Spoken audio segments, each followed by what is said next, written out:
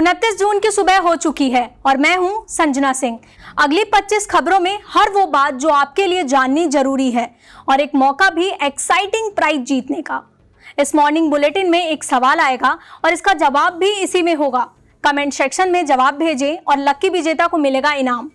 तो चलिए सबसे पहले शुरू करते हैं पॉजिटिव खबरों से। योगी सरकार ने दिव्यांगों के हित के लिए फिर से एक नई घोषणा की है।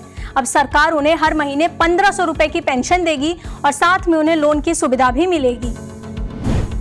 यूपी के छोटे शहरों के लिए बड़ी खुशखबरी है।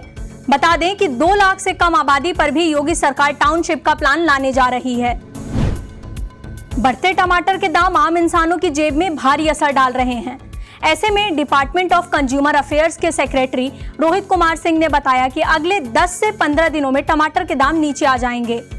आप हमें कमेंट करके बताएं कि आपके शहर में टमाटर कितने रुपए किलो है। 28 जून को सीएम योगी की अध्यक्षता में यूपी कैबिनेट की बैठक हुई। इसमें 33 प्रस्तावों पर मुहर लगी और इन प्रस्तावों में 6 जिलों में मेडिकल कॉलेज बनने की मांग पास हुई। कैबिनेट बैठक में प्लांटेशन के प्रस्ताव को भी मंजूरी मिली। इसमें 75 जिलों में 35 करोड़ पेड़ लगाए जाएंगे।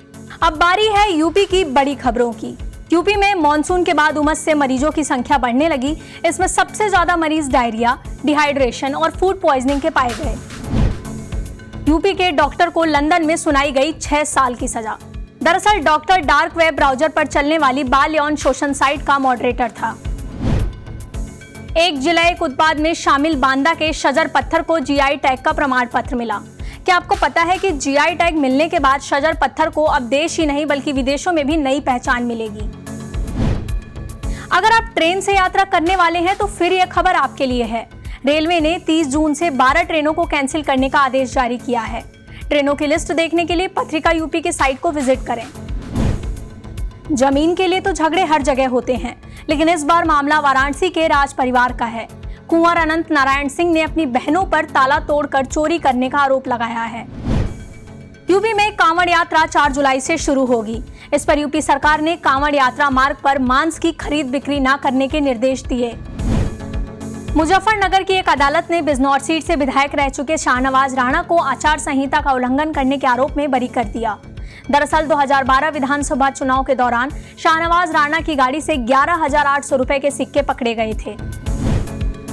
इसी सिलसिले में नोएडा से एक मनी लॉन्ड्रिंग का केस सामने आया है।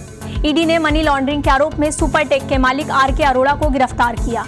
ईडी की कुर्क की गई संपत्तियों की कुल कीमत 40 करोड़ 39 लाख रुपए बताई गई है। यहाँ एक सेगमेंट है आज के सवाल का। आज का सवाल है कि सीएम और पीएम इंटर्नशिप में कितने लाख युवाओं को नौकरी दी जाएगी। मौका चूकिए मत। इसी बुलेटिन में इस सवाल का जवाब भी है। देखते रहिए यूपी मॉर्निंग न्यूज। अब बात यूपी की हो और राजनीति की बात ना हो तो मजा नहीं आता। तो चलिए अब थोड़ी राजनीति की बात भी कर लेते हैं। जैसे जैसे लोकसभा चुनाव नजदीक आता जा रहा है, पॉलिटिकल पार्टीज ने एक दूसरे पर निशाना साधना भी तेज कर दिया। इसी बीच अखिलेश यादव ने बीजेपी पर इकोनॉमी और डेमोक्रेसी को तहस नहस करने का आरोप लगाया। सपा नेता आजम खान से जुड़े हेट स्पीच मामले में फाइनल बहस हुई। यह मामला 2019 लोकसभा सामान्य निर्वाचन के दौरान भड़काऊ भाषण देने का है।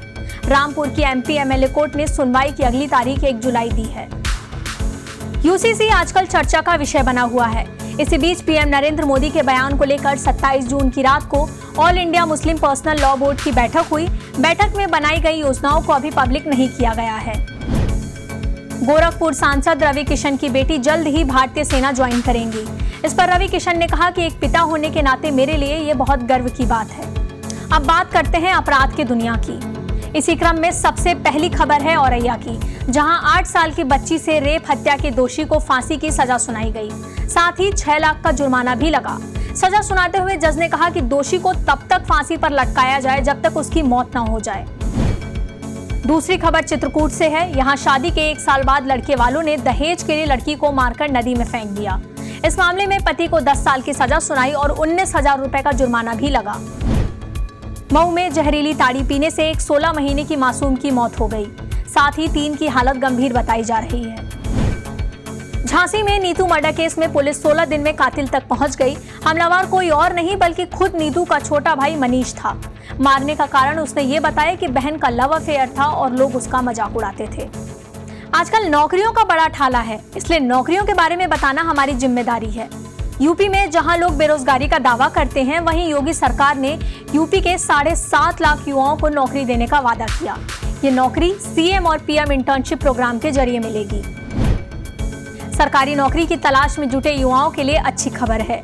10वीं पास कैंडिडेट्स के लिए नेवी में एमआर सेलर एंट्री म्यूजिशियन के 35 पदों पर वैकेंसी का नोटिफिकेशन जारी किया गया। सिलेक्शन होने पर सैलरी 30,000 रुपए मिलेगी। अब बात थोड़ी स्पोर्ट्स की भी हो जाए। कानपुर के ग्रीन पार्क स्टेडियम के स्पोर्ट्स हॉस्टल की कैपेसिटी जल्द ही बढ़ाई जाएगी। यूपी स्पोर्ट्स डिपार्टमेंट की ओर से यह 4.5 करोड़ रुपए की लागत से 80 बेड का हॉस्टल बनेगा। चलते चलते मौसम का हाल जानते जाइए। मौसम विभाग ने यूपी के 29 जिलों में भारी बारिश का अलर्ट जारी किया है। इससे लोगों को उमस भरी गर्मी से राहत मिलेगी और टेम्परेचर में गिरावट भी दर्ज की जाएगी।